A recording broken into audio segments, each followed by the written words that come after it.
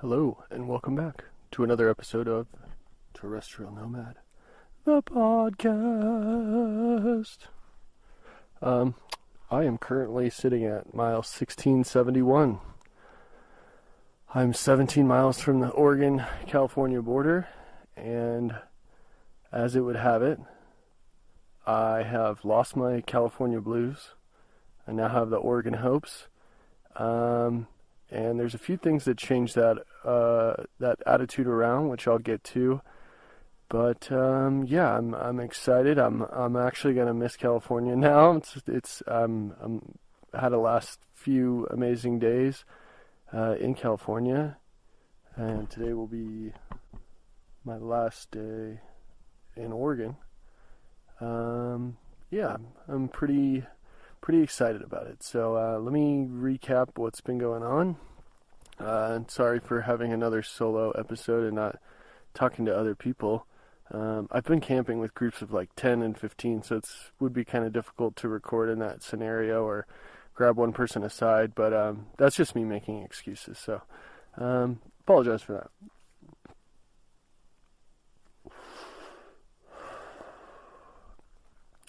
I'm enjoying a nice jacuzzi from some weed we got for free from, well, let me backtrack and I'll get to that as well. Yeah, enjoying a jacuzzi right now. So the last time I recorded, I was on the steps of the library recording with the silent bender who was doing his resupply and hanging out with that dog. I don't think I talked about Etna's resupply situation, which is decent. There's a Raise Food there. It's a real small town. Everything closes on Sunday, but you could get a solid resupply. The Raise Food stays open 7 days a week. So yeah, it's a solid spot if you've got to get some food there. A lot of us have actually been still buzzing about what we're calling the Etna Mansion takeover.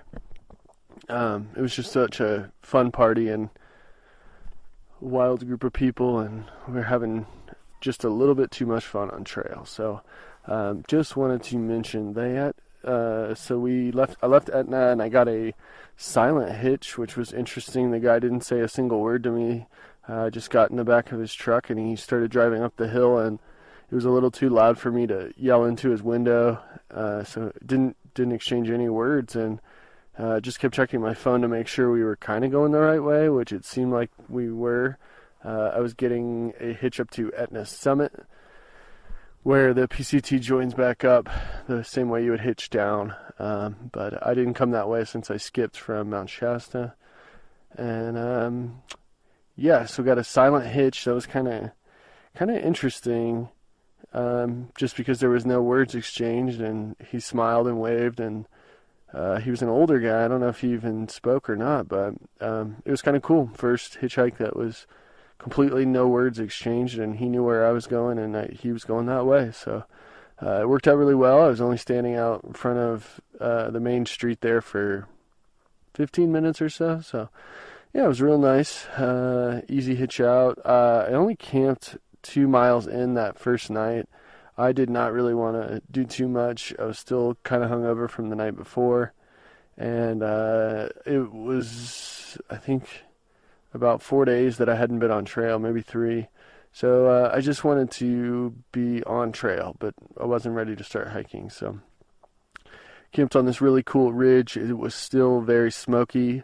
It's still smoky even today. So I think this is going to be a thing up until even past Ashland. So got probably a couple weeks more of this smoke, just because of how many fires in the area are going around. There's potential trail closures right now in Oregon and Washington, but we can't really think that far ahead. So as they come, we'll hear more about them. But I'll definitely keep you updated on what's getting closure. But yeah, if you're going to be doing the PCT and you're coming through in the summer, that's Northern California and Oregon's just apparently consistently on fire. So keep that in mind, that plans got to be flexible sometimes. In my case, they are sometimes too flexible. I thought I heard a bear that night that I was camped on the ridge there just past Etna Summit. I'm not really sure what the noise was. The breathing didn't sound like a deer or anything, but I did scare it off and it ran away. And I did see bear poop in the morning, but way further up trail.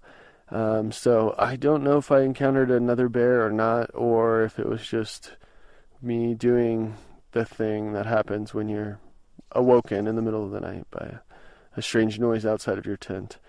Yeah, it kind of rained also that night, so it was sort of good for the smoke. It cleared a little bit of stuff out, but the smoke is still just super thick. I think the next day I hiked about 22 miles. I ended up with a group of people, the Jesus, Firecracker, Birth Control, who else? Frankenford, something like that. Bear Paw, Little Bear, and what was that other girl's name? I have forgotten. I know her face, and I'm also pretty bad with names and faces. So, and Mcgruff was there as well. Love that guy. So it was a group of like 10 or 15 of us, kind of still the group from the Etna house. We hiked 22, and then the next day we hiked 27 to this locked cabin in the Marble Mountain Wilderness. That was the day we crossed into that. That's kind of been one of the highlights of the areas that we've been walking through as well. It's a wilderness area in California that I've never been to, and really I never heard of. It was spectacular, so I can't wait to get back out here and explore more of that when it's not foggy with smoke, because we were on some of the ridges and it was just, you could see mountains and mountains for days, but just through the haze of the smoke. So less impressive, but still it had this cool eerie feel. It was interesting, especially when you would walk through burn areas when it was smoky. It just sort of felt like, maybe it was yesterday that everything burned down and you're just walking through the aftermath. Pretty sweet spot to wander, but also kind of devastating to see as well, since we were walking for 6 months through green, beautiful fauna. Or flora, sorry. Fauna is animals. Just the beautiful green flora.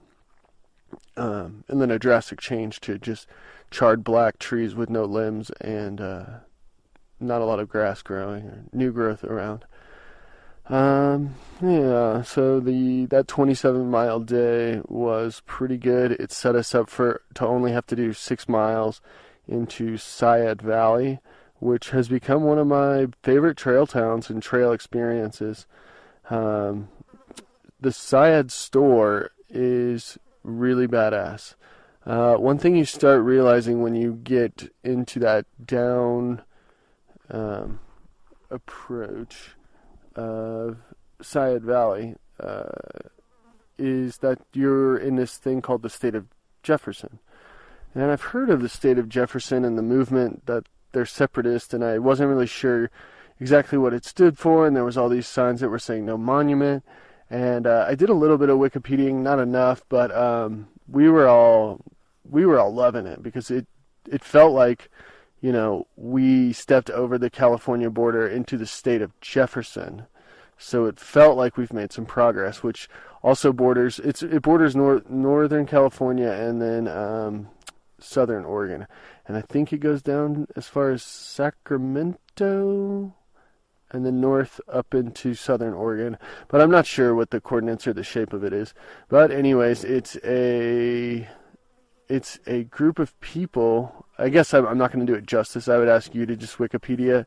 But anyway, there's just a lot of support for the state of Jefferson. So at first it was started as a joke, and we're road walking into Seied Valley yelling Jefferson, Jefferson, or like, I'm going to drink a beer today in the state of Jefferson, as Jefferson would have wanted. And on about this kind of joking and carrying on, which was just a lot of fun. And then it got kind of serious to where we were like, fuck yeah, the state of Jefferson, man.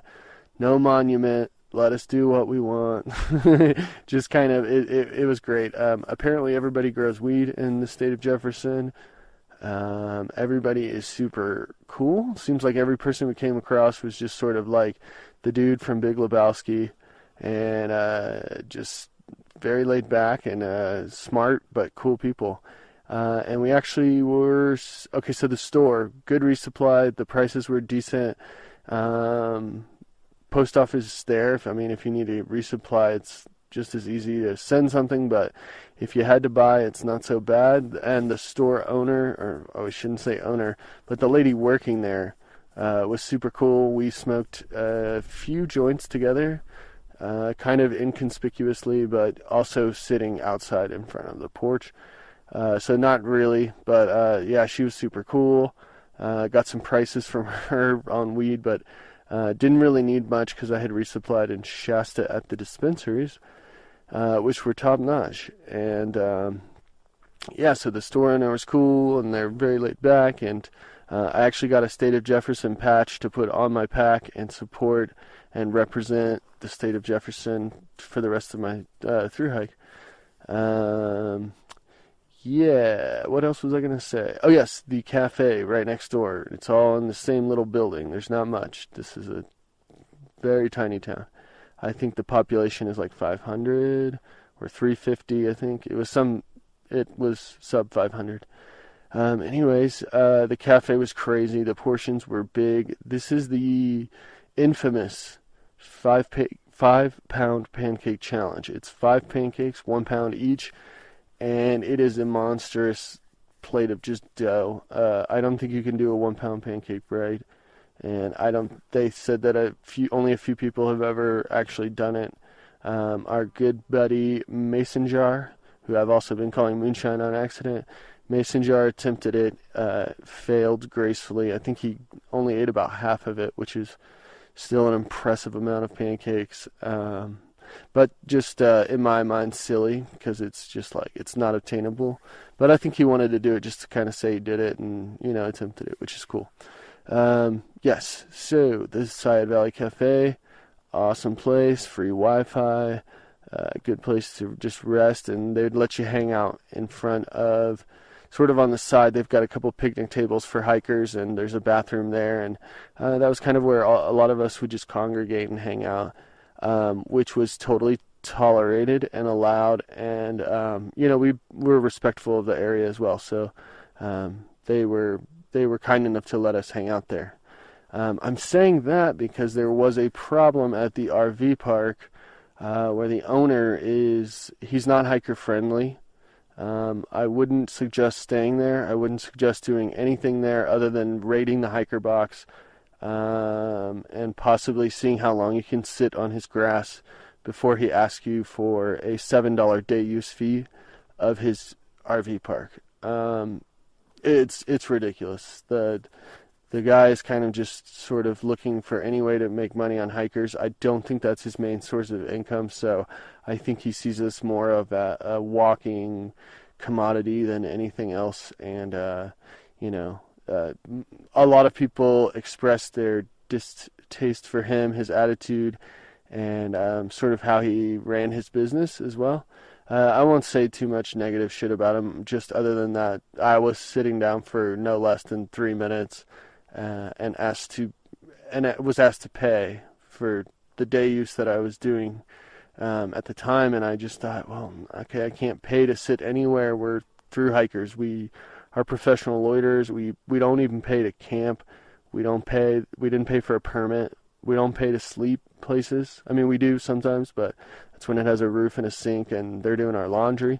But, it's just preposterous. So I don't think he understands the thru hikers style. Some people were paying him to actually hang out there, which is absolutely absurd. Even if the cafe wouldn't let you do it, you need to just, I don't even know, walk a mile on trail and set your tent up and have your own space or something, or tell everybody to meet somewhere else. But anyways, yeah, guy was very... Oops, sorry about that.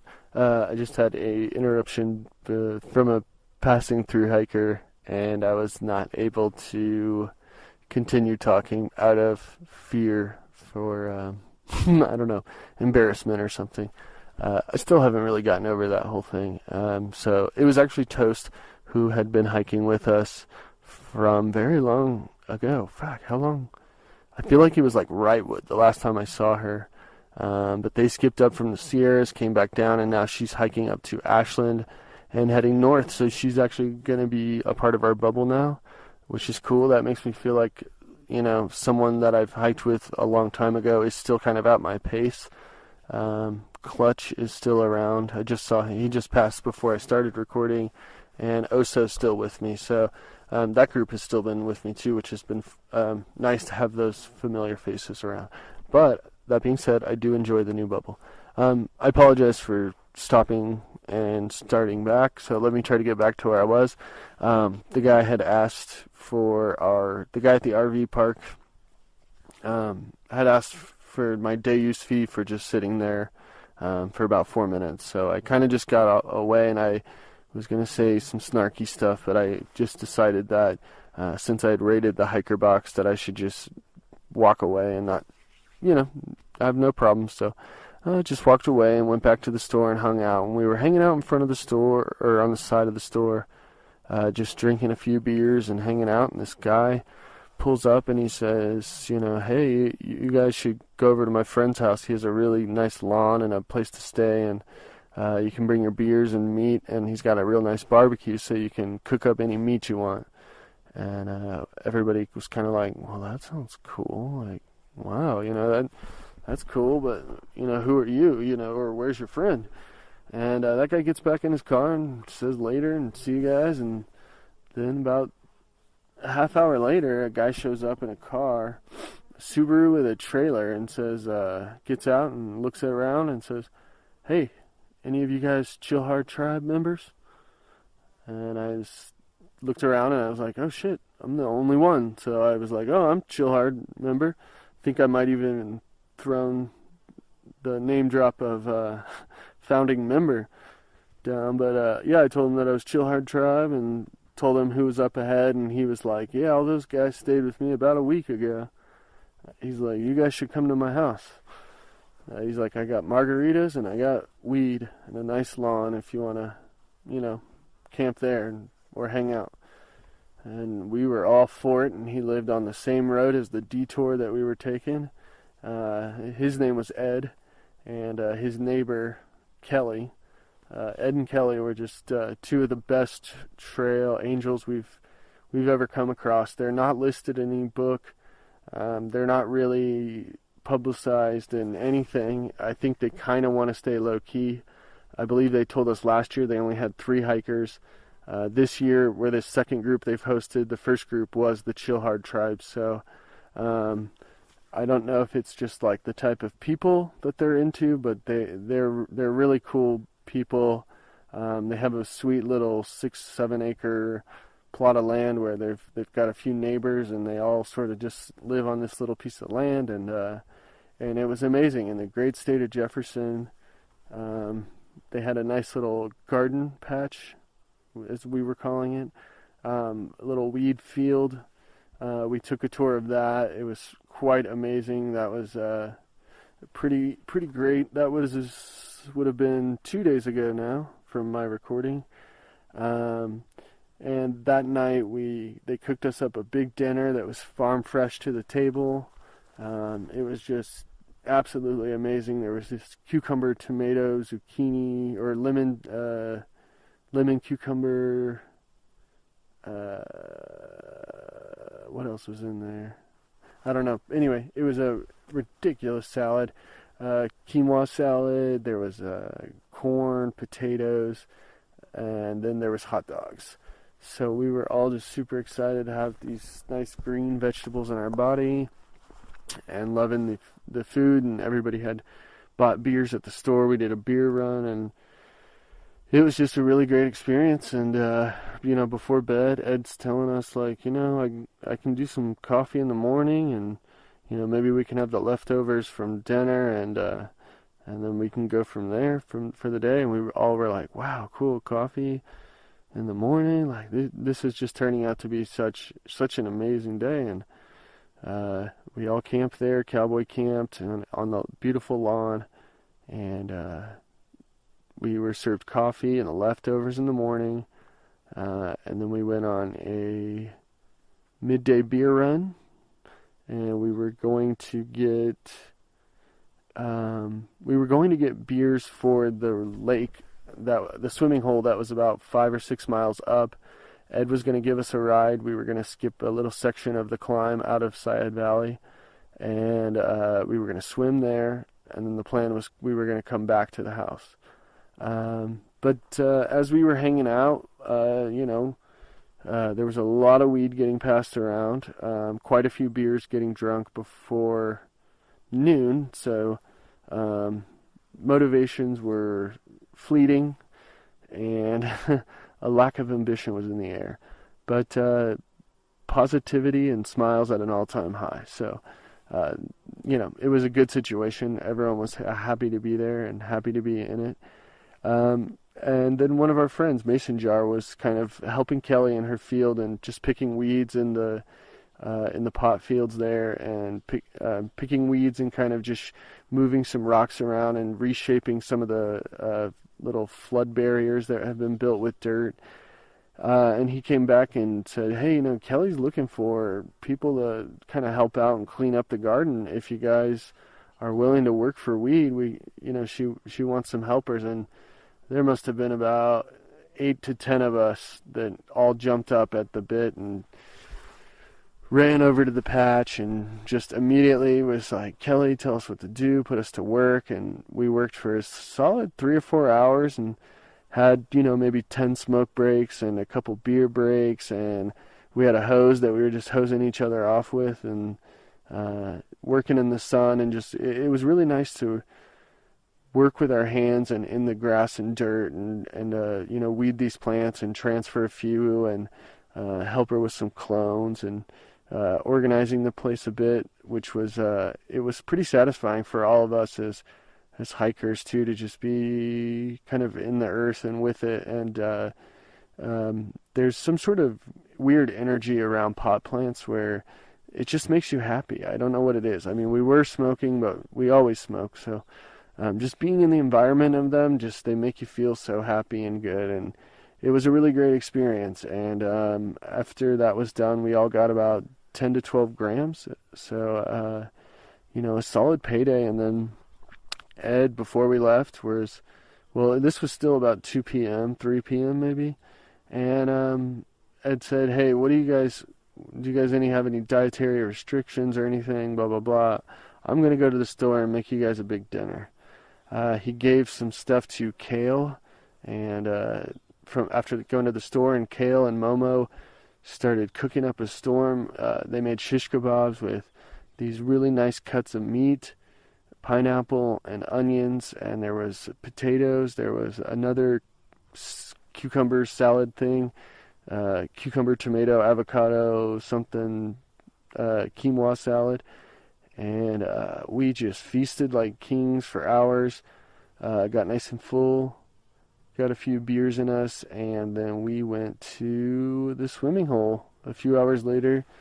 Ed and Kelly came with us. They swam with us. That was really fun. Got dropped off there with our packs, so we spent the night there last night. Most of the crew rolled out and did a night hike into midnight and got to the junction of PCT where it meets back up from this road. The road is 48 North 20, if you're wondering. I think it's called Seied Creek Road. And it's just a shortcut to miss the climb, and it links back up with the PCT at a spring up at the top. You just cut out a lot of elevation, and I don't know if you cut out miles or not, but regardless, it was a nice way to wake up and hike 7 miles maybe and get back on trail. And saw everybody this morning. Had a nice little smoke session with them, and then at about 11:30 I took off and started heading for the Oregon border. I'm 2 miles away from the next water source right now, but I just was kind of wanting to record and get all this stuff off my chest and talk about the last few days. All this stuff has been on my mind, and it's just been a really great experience. Ed and Kelly really really stuck with us, and a lot of people are talking about this being in their top 3 zeros and top 3 trail towns. And yeah, I just wanted to express what all went on, and before it maybe slipped away, or while it was still fresh in my head. And yeah, Seied Valley was really great. The state of Jefferson's been treating us really nice, and later today I'll be in Oregon, California, possibly. If not, maybe in the morning. I don't want to put any expectations on myself, but 17 miles to go, and it's almost 1:30, so I'm probably just going to walk to the next water source, have a bit of lunch, and then see where my legs take me. I don't care if I get there tomorrow. I have no time frame, nowhere to be, and I'm really loving that. So I'm just going to do what my body lets me do and do it to it. I don't think I have anything else to say. The swimming hole that we went to was pretty awesome. There was a rope swing, and there was this like log that Clutch was using as sort of a raft. He kind of looked like Huckleberry Finn. It was pretty funny. That is it, guys. I will try to record. Next time you'll hear my voice will probably be in Oregon. And yeah, I was thinking about this earlier today as well, how something clicked in me recently where I think I've been less enthusiastic to record and less enthusiastic to share things. And I think it's the same reason I stopped taking so many photos. And it's that what I originally wanted to do with this podcast was kind of to capture the essence of the thru hiking experience and the essence of the PCT, and sort of like be a mirror to reflect what I'm experiencing to a listener. But what I've realized is that that's impossible. There's no way to capture the experiences out here, the day to day, the just 10 to 12 hours of walking a day, getting your water from the earth, eating each meal in a new place, sleeping like among the trees, under the sky, seeing the stars and the moon and the sun and those being your gods. There's no way I'd be able to capture even a fraction of the experience that I'm having out here. So I would just highly recommend doing a thru hike, doing the Pacific Crest Trail, going on an adventure, going out of the country, do stuff. I don't know what else to say. I just know that there's nothing that words can do to embody this experience, and I'll just leave it at that. So get out there and hike the Pacific Crest Trail. It's an amazing experience, and it's just something that will change your life. That is all.